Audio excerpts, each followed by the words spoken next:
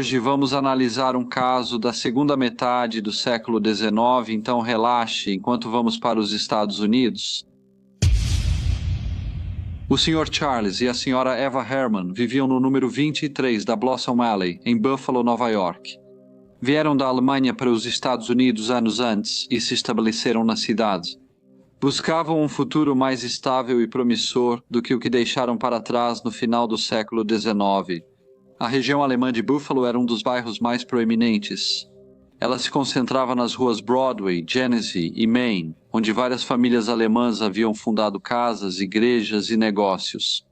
Muitos imigrantes chegaram a Buffalo nas décadas de 1830 e 1840, motivados por agitação política na Europa, dificuldades econômicas e busca por melhores oportunidades. Eles encontraram trabalho como cervejeiros, padeiros, açougueiros e em outros ofícios especializados, e suas lojas e oficinas se tornaram uma característica marcante do distrito. Na década de 1880, a comunidade alemã já estava bem estabelecida, com jornais, igrejas e escolas próprias, formando parte distinta da cidade. Charles e Eva alugaram o segundo andar de uma casa de tijolos na 23 Blossom Alley. A proprietária, Dona Lucy Nunold, morava no andar abaixo deles. Era uma senhora idosa bastante conhecida na parte alemã da cidade. A vida dentro do lar de Charles e Eva, no entanto, não era tão harmoniosa quanto poderia parecer do lado de fora. Por anos, o casamento deles esteve abalado. Charles já havia trabalhado como açougueiro, mas estava desempregado e passava a maior parte dos dias ocioso. Enquanto Eva, sua esposa, ia trabalhar em uma banca de frutas para Christopher Ziegler em um mercado público de Buffalo. Ela era uma trabalhadora consciente e atenta às responsabilidades em casa, sabendo que precisava de renda para pagar aluguel e contas. Apesar de seus esforços, seu marido Charles gastava a maior parte do que ela ganhava com álcool. Quando ele bebia, ficava ciumento e dizia que o patrão, Sr. Ziegler, era íntimo demais.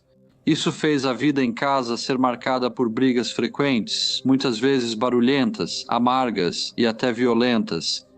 Os vizinhos já estavam acostumados com essas confusões e, em 1885, parecia que a paz no lar há muito tinha dado lugar à raiva e ao ressentimento. Na quarta-feira, 4 de novembro, a Sra. Neunold ficou preocupada, pois não via a Eva há alguns dias.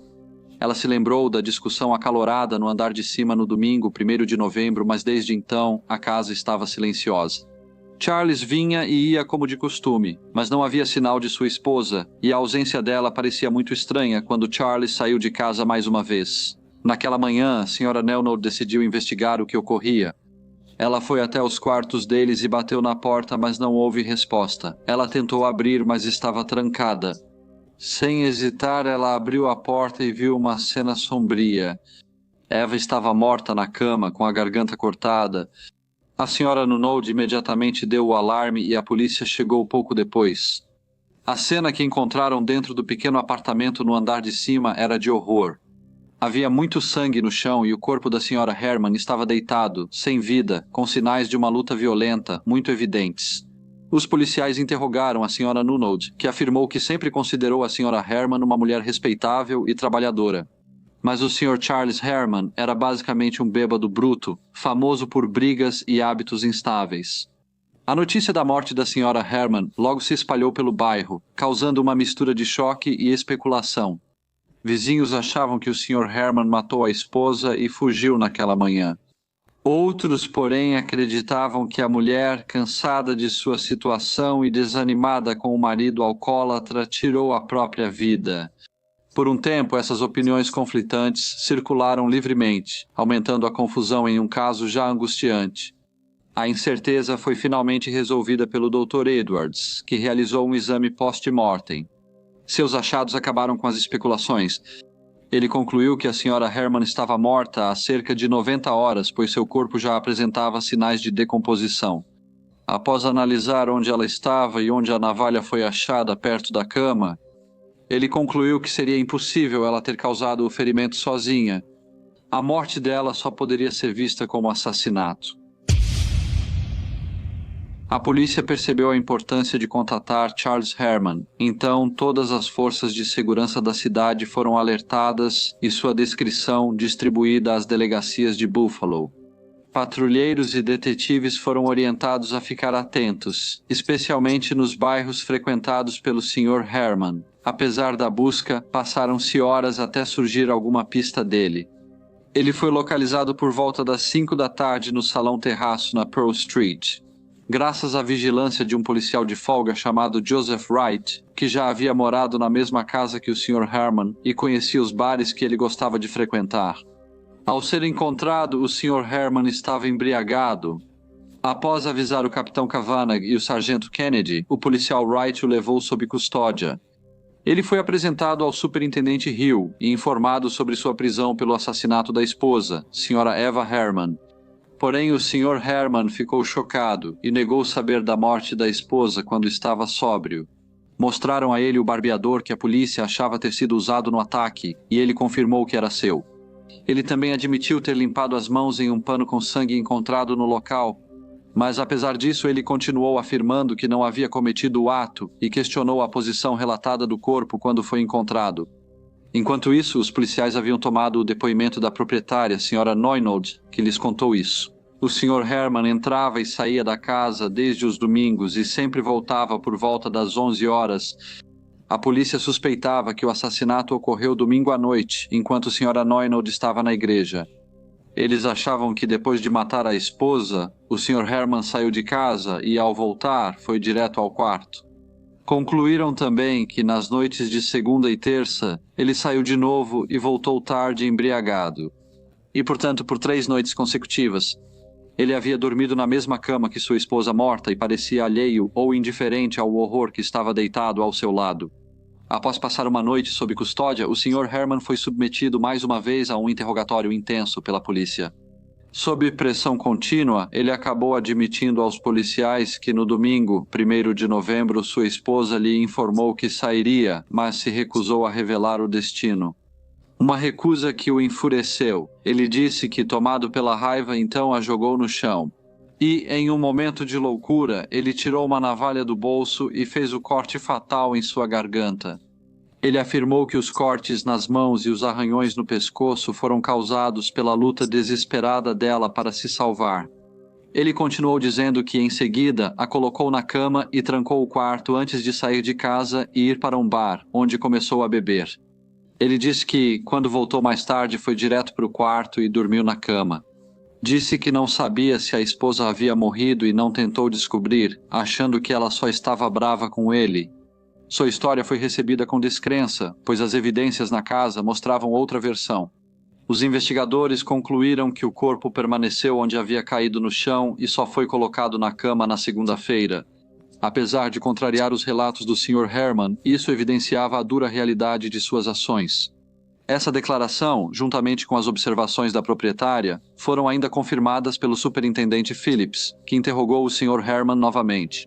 Durante esse interrogatório, o Sr. Herman repetiu de maneira muito clara que havia matado sua esposa no domingo à noite, entre 7 e 8 horas, porque ela se recusou a dizer para onde estava indo quando quis sair de casa.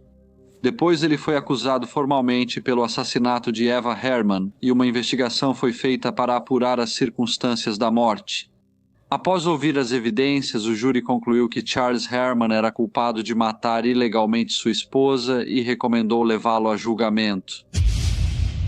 O julgamento iniciou em 21 de dezembro diante do juiz Daniels. Mais de 100 jurados foram entrevistados antes da seleção de 12 imparciais.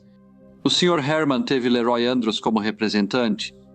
A primeira testemunha, o legista Sr. Scott, afirmou ter estado na propriedade 23 da Viela Blossom às 9h30 da manhã de quarta-feira, 4 de novembro. Ele disse que lá viu o corpo de uma mulher no apartamento que era alugado por Charles e Eva Herman. Ao inspecionar, ele viu que a garganta dela estava cortada. Ele disse ao tribunal que o corpo estava parcialmente coberto por roupa de cama e havia sangue no carpete e nas roupas da vítima. Surpreendentemente, foi nesse momento que o advogado de defesa levantou uma objeção. O Sr. Leroy Andros dirigiu-se ao juiz e disse que se opunha a qualquer testemunho sobre sangue, já que nenhum teste científico parecia ter sido feito para confirmar que era realmente sangue encontrado no quarto. O juiz, um pouco confuso, perguntou ao legista Scott se conseguia diferenciar sangue de tinta vermelha e ele respondeu que sim. E a objeção foi então rejeitada. O próximo a depor foi o Dr. Eduardo Clark, que realizou a autópsia. Ele relatou os ferimentos no corpo da Sra. Herman, afirmando que cortes feitos por objeto afiado causaram a morte por hemorragia. Quando o tribunal se reuniu na manhã seguinte, a multidão do lado de fora aumentou tanto que policiais precisaram afastar muitos espectadores. No entanto, dentro do tribunal, a sala estava cheia de expectativa, enquanto os presentes se perguntavam o que os procedimentos do dia poderiam revelar. A senhora Lucy Newnold, idosa dona da casa 23 na Viela Blossom, foi a primeira testemunha. Falando pouco inglês, seu depoimento precisou de intérprete. Ela explicou a disposição dos cômodos ocupados pelos Hermans e contou como a senhora Herman costumava ganhar dinheiro lavando roupas para fora. Mas depois ela conseguiu trabalho em uma barraca de frutas no mercado. Ela disse que cerca de uma semana antes do crime, ela havia mandado o Sr. Herman sair de casa porque ele estava bebendo muito. Mas, em vez de sair calado, ele foi ao quintal irritado, abaixou-se e pegou um pedaço de tijolo perto da cerca. Em seguida, ele segurou o pedaço de tijolo na mão e levantou o braço para fazer um movimento, como se fosse jogá-lo pela janela em direção ao cômodo onde estavam a Sra. Herman e a Sra. Newnold. Ela disse que o gesto causou alarme, embora o tijolo não tenha sido lançado. A defesa contestou, dizendo que o incidente era remoto e irrelevante. O juiz, porém, permitiu o depoimento no contra-interrogatório. O advogado do Sr. Herman adotou uma linha de questionamento que muitos no tribunal acharam peculiar. Em vez de se ater aos fatos centrais do crime, ele pressionou a testemunha sobre uma série de pontos menores. Por exemplo, quantidade de cômodos, posição de portas e janelas, idade do prédio, tipos de fechaduras e chaves usadas e até a frequência com que a Sra. Newnold ia à igreja. Essas divagações pareciam confundir o júri e atraíram mais de um olhar impaciente do juiz. Parecia que a defesa estava cuidadosamente tentando construir uma estratégia que lançasse dúvidas sobre o estado mental do Sr. Herman na época do crime. Eles pareciam determinados a apresentar a possibilidade de que ele poderia estar sofrendo de algum tipo de insanidade ou, no mínimo, de um distúrbio psicológico grave que teria prejudicado seu julgamento e compreensão de suas ações. O ponto central desse argumento era a noção de que sua confissão, tão fundamental para o caso da acusação, talvez não tenha sido uma admissão clara e voluntária de culpa. Ela pode ter sido motivada por medo, confusão ou forte sensação de instabilidade mental. Destacando esses fatores, a defesa sugeriu que as declarações do Sr. Herman não deveriam ser levadas ao pé da letra. O tribunal deveria avaliar se ele tinha capacidade para pensamentos racionais ou decisões coerentes ao confessar o crime. Ao fazer isso, eles pretendiam não apenas desacreditar a própria confissão, mas também levantar questões mais amplas sobre a culpabilidade dele. Enquadrando o caso como uma questão de fragilidade psicológica e não de intenção criminosa deliberada. Porém, o Dr. Floyd Crego, que examinou o Sr. Herman, afirmou ao tribunal que ele era mentalmente são.